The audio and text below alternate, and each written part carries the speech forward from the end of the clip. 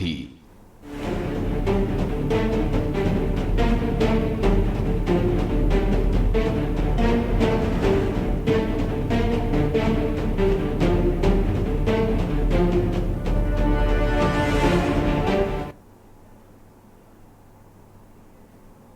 Break के बाद एक बार फिर से हाजिर है और बात कर रहे हैं मिल्कीपुर सीट पर हुए उपचुनाव की। अब से थोड़ी देर बाद वोटों की गिनती सीट पर शुरू हो जाएगी और ज्यादा जानकारी के लिए हमारे साथ संदीप मिश्रा भी लगातार जुड़े हुए हैं। संदीप, हम बात कर रहे हैं मिल्कीपुर सीट की और दिल्ली से जयवीर भी हमारे साथ लगातार जुड़े हुए हैं, लेकिन पहले रुक करेंगे संदीप का। संदीप, हम बात करें मिल्कीपुर सीट की तो यहां पर समाजवादी पार्टी और बीजेपी में तो कांटे की टक्कर है, लेकिन सपा के फैजाबाद से जो सांसद हैं अवधेश प्रसाद, उनकी भी साख दांव पर इस सीट पर लगी हुई है। संदीप, बिल्कुल साख इसलिए दांव पर लगी हुई है उनकी क्योंकि कहीं ना कहीं वो 9 बार के वहां के विधायक रह चुके हैं और उनके बेटे जो है इस बार चुनाव लड़ते हुए नजर आ रहे हैं। तो साख इसलिए दांव पे उनके लगी हुई है क्योंकि कहीं ना कहीं देखा गया है कि जिस तरीके से मिल्कीपुर सीट एक महत्वपूर्ण सीट मानी गई थी कि इस बार के जो उपचुनाव हुए थे लोकसभा विधानसभा के और इन उपचुनाव को लेकर के जो चर्चाएं हो रही थी, सबसे ज्यादा चर्चा अगर होती नजर आ रही थी वो थी मिल्कीपुर सीट की। हालांकि उस समय चुनाव नहीं हो पाए थे क्योंकि कोर्ट में मामला पेंडिंग था, जिसकी वजह से जो है चुनाव नहीं स्थगित हो गए थे, रोक दिए गए थे। लेकिन अब फिर से जब सीट पे इस सीट पे चुनाव हो रहे हैं, इकलौता चुनाव रहा क्योंकि उस समय जब चुनाव होने थे तो 10 सीटों पर पूरे चुनाव होने थे, तो इसको लेकर के जो है तैयारियां भारतीय जनता पार्टी और समाजवादी पार्टी दोनों ने कर रखी थी। लेकिन उस सीट को लेकर के थोड़ा सा असमंजस फंसा हुआ था क्योंकि मामला कोर्ट में पेंडिंग था, जिससे चुनाव नहीं हुए थे। लेकिन अब जब चुनाव हो रहे हैं, इस वक्त की अगर बात करते हैं तो इस वक्त जो है वहां की तैयारियां भारतीय जनता पार्टी ने सबसे ज्यादा की थी। बिल्कुल देखना होगा इस सीट पर किसकी सत्ता आएगी, क्योंकि देखिए दोनों ही पार्टियों के बीच कांटे की टक्कर इस सीट पर नजर आ रही है। संदीप, बहुत बहुत शुक्रिया आपका तमाम जानकारी हमारे दर्शकों तक पहुंचाने के लिए। और अब रुक कर लेते हैं दिल्ली का। दिल्ली से जयवीर भी हमारे साथ लगातार जानकारी के साथ जुड़ गए हैं। जयवीर, हम बात कर रहे हैं दिल्ली की सभी 70 विधानसभा सीटों पर आज रिजल्ट घोषित हो जाएंगे। सबसे पहले मतगणना केंद्रों को लेकर जो अपडेट आपके पास है वो जरा दर्शकों को बताइए जयवीर। देखिए तभी आपको बता दें कि दिल्ली के जो विधानसभा चुनाव है उनकी गिनती कुछ देर बाद शुरू होने वाली है। जो कर्मचारी है वो मतगणना स्थल पर पहुंच चुके हैं और उनके जांच के बाद अंदर जाने दिया जा रहा है। वही अगर बात करें तो सुरक्षा व्यवस्था को लेकर दिल्ली पुलिस ने काफी सख्त व्यवस्था की है, किसी को भी अंदर जाने की अनुमति नहीं है। और वही जो लोग मतगणना स्थल तक जाएंगे उनके लिए भी पास जारी किए गए थे। वही आपको बता दें कि सुरक्षा के लिहाज से जो 150 मीटर दूरी पर ही लोगों को रोका गया है। वही तमाम सुरक्षा के बीच अब मतगणना जब शुरू हो जाएगी तो उसके बाद कुछ ही देर बाद यानी कि लगभग आधे घंटे बाद अब मतगणना का पहला रुझान भी आना शुरू हो जाएगा। तो कहीं ना कहीं आज की इस 70 विधानसभा सीटों पर जो रिजल्ट आने हैं उनको लेकर तमाम तैयारियां दिल्ली पुलिस की तरफ से, दिल्ली चुनाव आयोग की तरफ से पूरी की गई है। वही कार्यकर्ताओं की बात करें तो अभी धीरे धीरे कुछ कार्यकर्ता भी यहाँ पर पहुंचने शुरू हुए हैं क्योंकि अभी सुबह का समय है और कुछ देर बाद जब रुझान आने शुरू होंगे तो जिस पार्टी के पक्ष में रुझान आएंगे यहाँ पर इस सीट के लेकर विधायक के यानी जो सदस्य चुने जाएंगे उनके कार्यकर्ताओं का भी पहुंचने की बड़ी संभावना यहाँ पर जताई जा रही है। तमाम कार्यकर्ताओं का जो पार्टियों के जो कार्यकर्ता उनका उत्साह देखने लायक है। वही धीरे धीरे जब समय आगे बढ़ेगा और कुछ ही देर यानी कि दोपहर तक संभावना है दोपहर तक स्थिति स्पष्ट हो जाएगी दिल्ली पर किसका राज होगा। तो कहीं ना कहीं इस तरह की तैयारियां की गई है,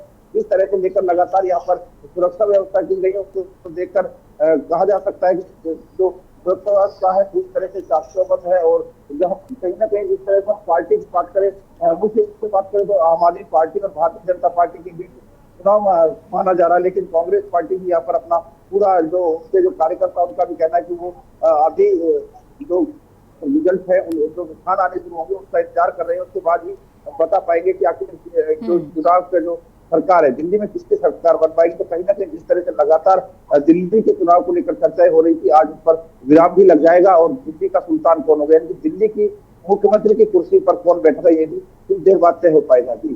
बिल्कुल, दिल्ली का सियासी पारा पूरी तरह से हाई है। जयवीर, हमने मतगणना केंद्रों की बात करी, लेकिन अब हम बात कर लेते हैं थोड़ा जो सभी पार्टियों के कार्यालय हैं, देखिए आम आदमी पार्टी का हमने अभी खबरों में देखा कि वहां पर पूरी तरीके से तैयारियां चल रही हैं, बीजेपी में भी चल रही हैं, लेकिन कांग्रेस पार्टी का जो कार्यालय है वहां पर सन्नाटा पसरा हुआ है, ऐसी जानकारी है आपके पास। इसको लेकर के आप कुछ अपडेट जरा वो भी दर्शकों को बता दीजिए जयवीर।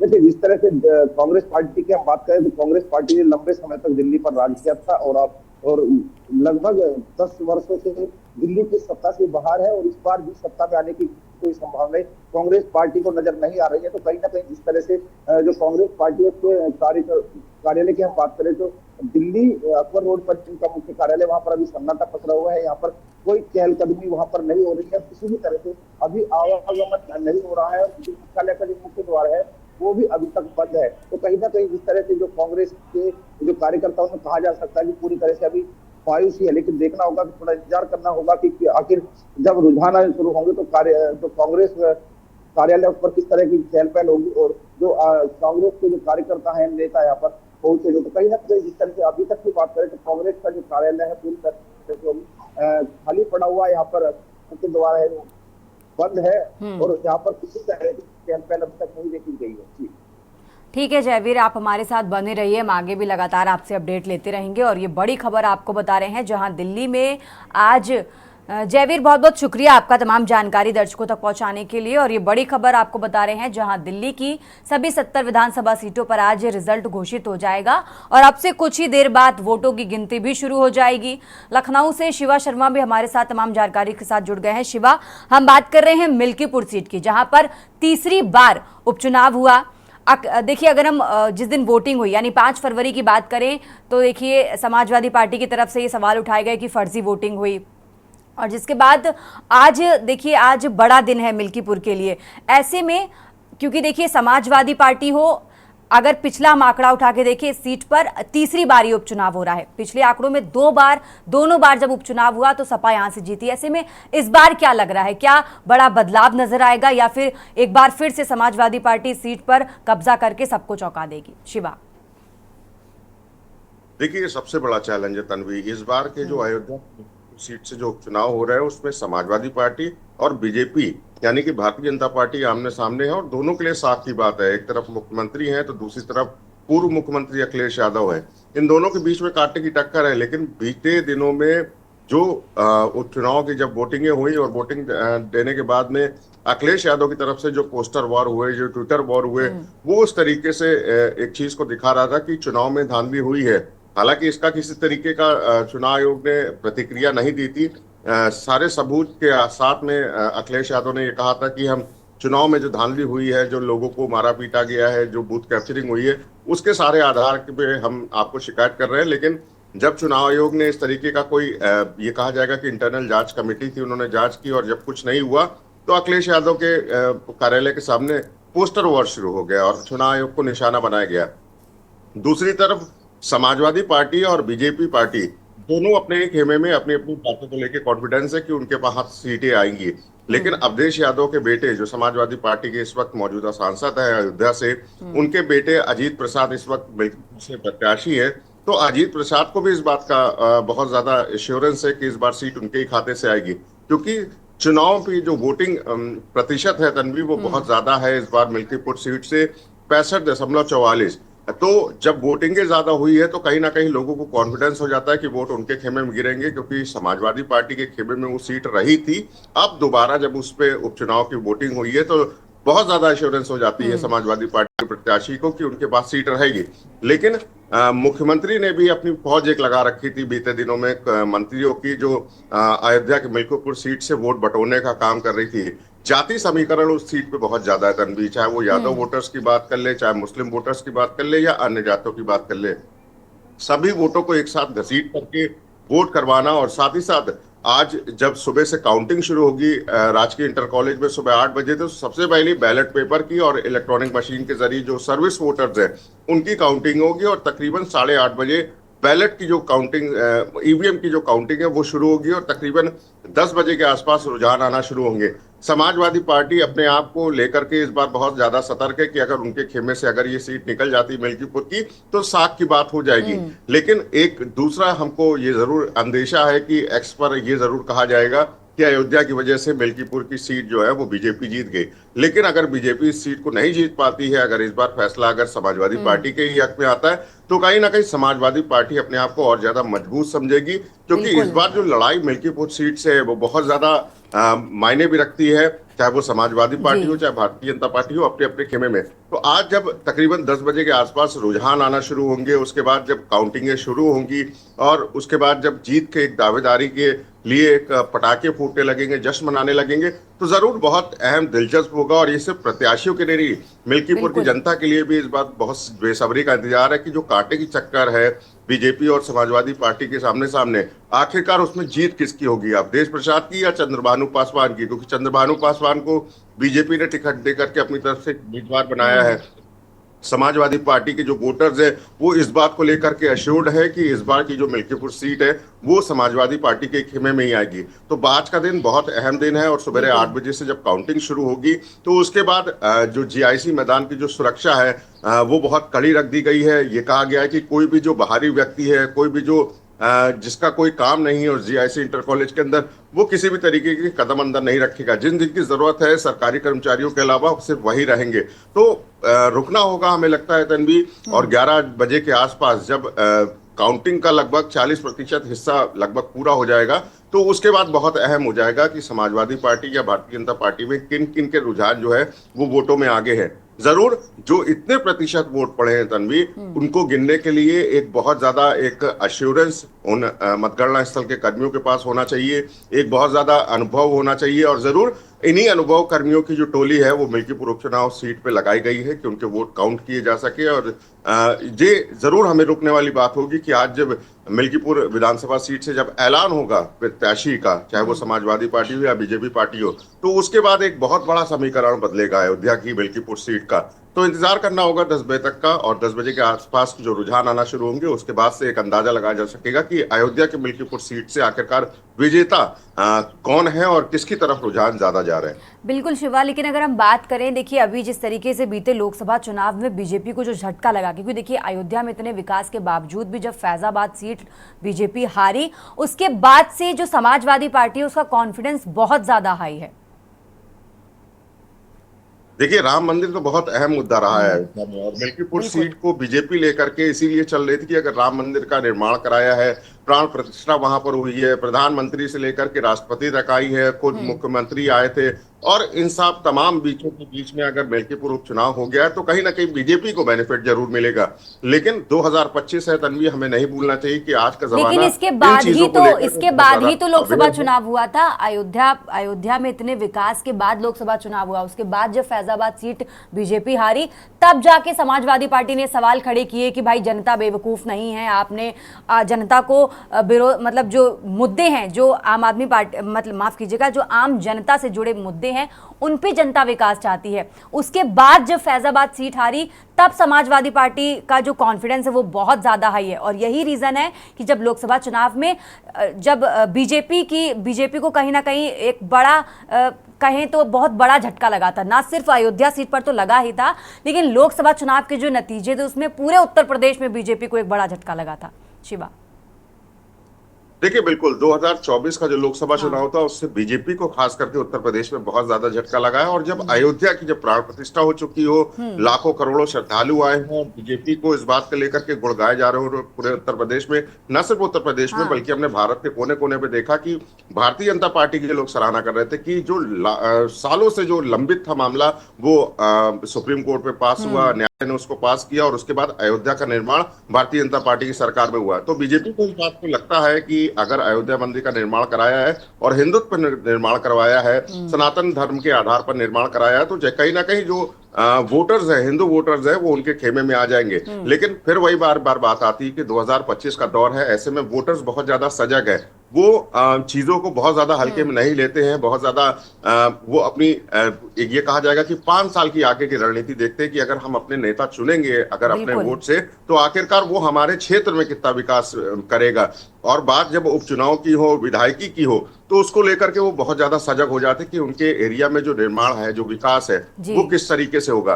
तो जरूर ये कहा जा सकता है अयोध्या का बेनिफिट कितना बीजेपी को मिलता है या नहीं मिलता है, ये 10 बजे के बाद हमको जरूर पता लग जाएगा कि अयोध्या के खेमे में कितने वोट बैंक आ रहे हैं। फिर मैं बार बार कहूंगा कि जाति समीकरण अयोध्या की मिल्कीपुर सीट में बहुत ज्यादा हावी है, और इस बार जो वोटिंग परसेंटेज है, जो बढ़ने से वोटिंग हुई है, वो कहीं ना कहीं एक बहुत बड़ा बदलाव ला सकती है। तो अब जो मिल्कीपुर की सीट समाजवादी पार्टी के खेमे से पहले से ही अवधेश प्रसाद के पास थी, जब वो सांसद बने उसीलिए उपचुनाव हो रहा है उस सीट पे, तो चंद्रभानु पासवान को इसका बेनिफिट, यानी कि बीजेपी को इसका बेनिफिट मिलता है, या परिवारवाद के बीच में जो समाजवादी पार्टी है, जो अवधेश प्रसाद के बेटे अजीत प्रसाद को टिकट दिया गया है, क्या उनके ही खेमे में सीट आ जाती है? देखिए, चेहरा बहुत ज्यादा मायने नहीं रखता है। अब पार्टी पार्टी की लड़ाई हो रही है। समाजवादी पार्टी अपनी तरफ से एक लड़ाई लड़ रही है, जो वोट बैंक अपने खेमे में अपने लिए ही बटोरना चाहती है। दूसरी तरफ बीजेपी में जहां पर उन्होंने एक मंत्रियों की फौज लगा रखी थी, जहां पर यादव, अन्य जाति और मुस्लिमों के वोट बैंक्स को रिझाना था, अपनी तरफ खींचना था, क्या उसमें वो लोग कामयाब हो पाएंगे? तो ये कुछ ही घंटों बाद मालूम हो जाएगा, क्लियर हो जाएगा। और जिस तरीके की व्यवस्था अयोध्या की मिल्कीपुर सीट में काउंटिंग के दौरान की गई है, वो एक बहुत ज्यादा तारीफे काबिल है। ये बार बार कहा जा रहा है कि कोई भी व्यक्ति जिसका कोई भी काम नहीं है, वो राजकीय इंटर कॉलेज के 500 मीटर के घेरे के बाहर रहेगा। तो अब इंतजार हमको लगता है तन्वी करना होगा, आपको रोकना चाहेंगे। शिवा, आपको यहाँ पर रोकते हैं और अपने दर्शकों को बड़ी खबर बता देते हैं, जहां दिल्ली विधानसभा चुनाव के आज नतीजे आने वाले हैं, और इसी के साथ मिल्कीपुर सीट पर जो उपचुनाव हुआ उसका भी आज रिजल्ट घोषित होगा। दिल्ली में पहला रुझान अब से करीब 14 मिनट बाद आएगा। तो ये बड़ी खबर आपको बता रहे हैं, जहां आज दिल्ली का मुख्यमंत्री कौन होगा ये तय होगा, और अब से करीब 14 मिनट बाद पहला रुझान भी आना शुरू हो जाएगा। आपको बता दें, सुबह 8 बजे यानी थोड़ी देर बाद वोटों की जो गिनती है वो शुरू हो जाएगी, और इसी के साथ मिल्कीपुर सीट पर जो उपचुनाव हुआ उसके भी आज रिजल्ट आने वाले हैं। तो ये बड़ी खबर आपको बता रहे हैं, जहां सपा नेता अवधेश प्रसाद के फैजाबाद से लोकसभा चुनाव जीतने के बाद मिल्कीपुर सीट खाली हुई, इस पर उपचुनाव हुआ। बीते 5 फरवरी को इस सीट पर उपचुनाव हुआ, जिसके बाद आज दिल्ली में भी और मिल्कीपुर विधानसभा सीट के आज दोनों ही जगहों के नतीजे आने वाले हैं। सुबह 8 बजे से यानी अब से कुछ देर बाद वोटों की गिनती जो है वो शुरू हो जाएगी,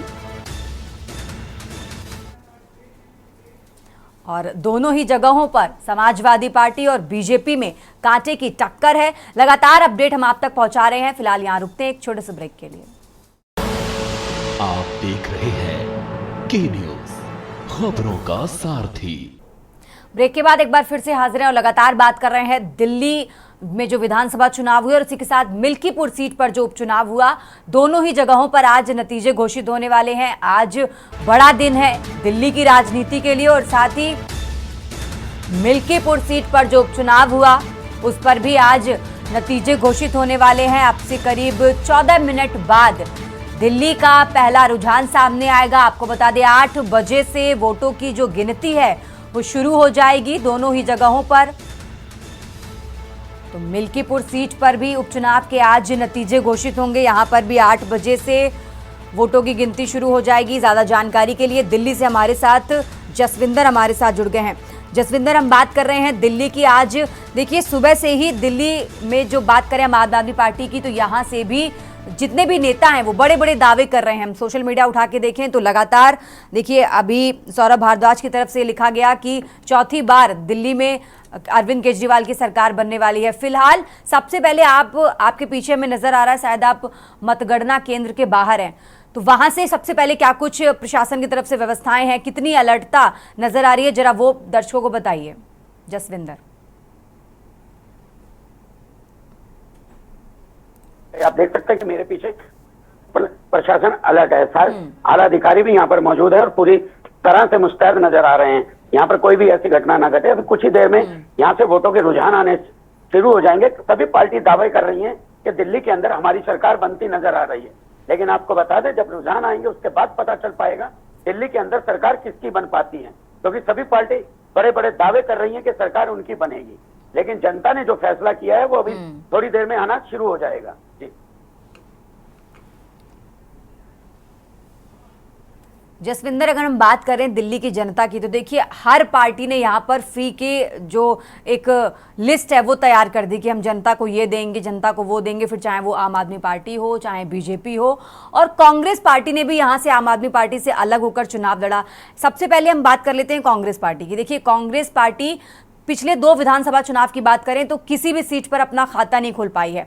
फिलहाल या इस बार क्या लग रहा है, कांग्रेस पार्टी कितनी कॉन्फिडेंट नजर आ रही है? जसविंदर जी देखिए, दावे तो हर पार्टी कर रही है, लेकिन कांग्रेस की अगर बात करें तो दिल्ली के अंदर जो लड़ाई साफ तौर से नजर आई वो आम आदमी और बीजेपी की लड़ाई सिर्फ देखने को मिली। और आप बात करते हैं फ्री की रेवड़ियों की, तो जहां अरविंद केजरीवाल फ्री की रेवड़ियां बांट रहे थे, वहीं सभी पार्टियों ने उनके ऊपर, उनके पीछे लगकर सभी ने दावे बड़े बड़े कर दिए। अगर वो 2100 दे रहे हैं तो बीजेपी कहती है हम 2500 देंगे, कांग्रेस कहती है हम भी 2500 देंगे।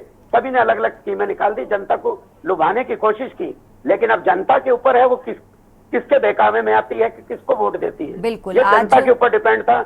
अगर जनता को अगर पता हो तो जनता अगर ऐसे बहकावे में आएगी और वोट डालती है तो कहीं ना कहीं जनता को हानि भी इसमें बहुत होती है, क्योंकि सरकारें सिर्फ दावे तो जरूर करती है लेकिन उनको पूरा करने के लिए कोई भी सरकार आगे नहीं आती है। बिल्कुल, देखना होगा कि आज केजरीवाल क्या चौथी बार बन के पिछला जो शीला दीक्षित का रिकॉर्ड है वो तोड़ पाएंगे। खैर, उस पर देखेंगे, आने वाले वक्त में तस्वीर साफ हो जाएगी। जसविंदर, आप जहां मतगणना केंद्र के बाहर मौजूद है वहां पीछे कई लोग नजर आ रहे हैं, आप उनसे बातचीत करिए, उन्होंने किन मुद्दों को लेकर वोट किया, उनकी क्या राय है, जरा वो जानिए, वो दर्शकों तक पहुंचाइए। जसविंदर जी, मैं कोशिश करता हूँ, क्योंकि यहाँ पर जो भी अभी लोग खड़े हैं सभी पार्टियों के लोग हैं। अगर इनसे बात करने की कोशिश जरूर करते हैं कि ये किन लोगों ने, इन्होंने क्या सोचकर वोट किया है। आगे आ गया, क्या नाम है आपका? इंदर जी, क्या सोचकर इस बार वोट डाली? बदलाव किसको लेकर? सभी पार्टियों ने बड़े बड़े दावे किए। केजरीवाल ने कहा हम 2100 देंगे, आम आदमी बीजेपी ने कहा हम 2500 देंगे, कांग्रेस ने भी कहा हम 2500 देंगे। तो क्या सोचकर वोट डाले हैं? के लिए तो क्या कहूँ, देखो पहले तो बीजेपी कह रही थी ये जुमलेबाजी कर रही है लोग जी, और ये बेमतलब में फजूल बोल रहे हैं, इतना पैसा कहाँ से लाएंगे, क्या करें। अब अब बीजेपी खुद पैसा दे रही है, अब इसका मतलब कौन फंसता है, ये तो अब सबको ही पता है। क्या नाम है भाई साहब? मनोज अरोड़ा। मनोज जी, क्या सोचकर वोट डाली इस बार? वोट डाली है कि हम बदलाव चाहते हैं, रोनी में हर तरह का बदलाव चाहते हैं। बीजेपी से हम बहुत थक चुके हैं। मतलब बीजेपी से थक चुके हैं? बिल्कुल जी मैडम, इनका ये रोनी विधानसभा से थे, इनका कहना था कि हम रोनी के अंदर जो पिछले 10 साल से विजेंद्र गुप्ता जो बीजेपी से थे वो यहाँ से एमएलए थे, उनका कहना, जनता का कहना है कि वो रोनी विधानसभा से बदलाव चाहते जी। बिल्कुल, जसविंदर, हम बात करें तो देखिए पिछली 2 बार से अरविंद केजरीवाल जो लगातार जीत हासिल करते आ रहे हैं, ऐसे में इस बार आपको क्या लग रहा है, क्योंकि आप वहां पर मौजूद थे तो आपने पहले भी कवर किया होगा इससे पहले, तो आपको क्या लग रहा है, जनता क्या बदलाव चाहती है या इस बार भी चौथी बार अरविंद केजरीवाल मुख्यमंत्री बनकर सबको चौंका देंगे? जसविंदर जी देखिए, इस बार जो वोटिंग हुई है वो साइलेंट वोटिंग ज्यादा हुई है। लोगों ने जो वोट डाले हैं अंदर जाके, उन्होंने किसी को भी बताने की कोशिश नहीं की, क्योंकि जो बीजेपी के कैंडिडेट थे या कांग्रेस के कैंडिडेट थे वो किसी को नाराज नहीं करना चाहते थे, इसलिए उन्होंने अंदर साइलेंट वोट ज्यादा डली है। इसलिए साफ तौर से क्लियर नहीं हो पाएगा कि वोट किसको है इस बार। ठीक है जसविंदर, अगर हम बात करें बीजेपी की,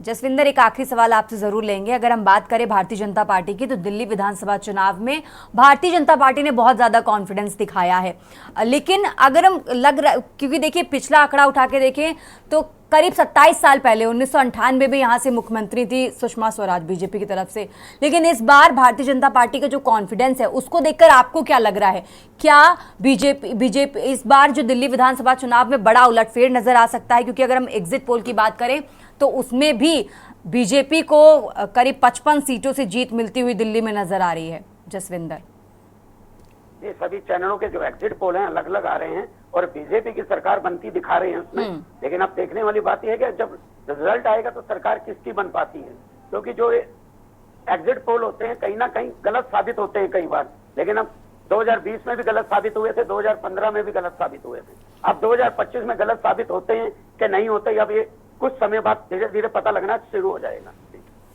ठीक है जसविंदर, बहुत बहुत शुक्रिया आपका तमाम जानकारी दर्शकों तक पहुंचाने के लिए। और ये बड़ी खबर आपको बता रहे हैं, जहां आज दिल्ली की सत्ता किसके हाथों में जाएगी ये तय हो जाएगा। और इसी के साथ मिल्कीपुर सीट पर जो उपचुनाव हुए उसका भी आज रिजल्ट घोषित होने वाला है। लगातार अपडेट हम आप तक पहुंचा रहे हैं। थोड़ी देर बाद वोटों की जो गिनती है वो शुरू हो जाएगी। ये बड़ी खबर आपको बता रहे हैं, जहां दिल्ली की सभी 70 विधानसभा सीटों पर सुबह 8 बजे से वोटों की गिनती शुरू हो जाएगी। आम आदमी पार्टी बीजेपी में दिल्ली में कड़ी टक्कर नजर आ रही है और कुछ ही देर बाद पहला रुझान भी आना शुरू हो जाएगा।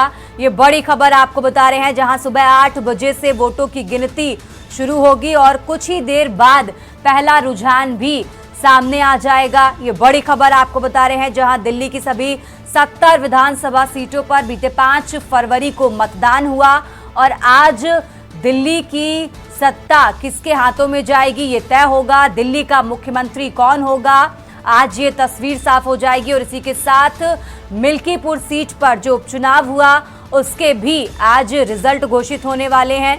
तो ये बड़ी खबर आपको बता रहे हैं, आपसे कुछ ही देर बाद वोटों की गिनती शुरू होगी और पहला रुझान भी थोड़ी देर बाद आना शुरू हो जाएगा। लगातार अपडेट के न्यूज पर जारी है, आप बने रहिए हमारे साथ, देखते रहिए के न्यूज इंडिया। आप देख रहे हैं के न्यूज, खबरों का सारथी।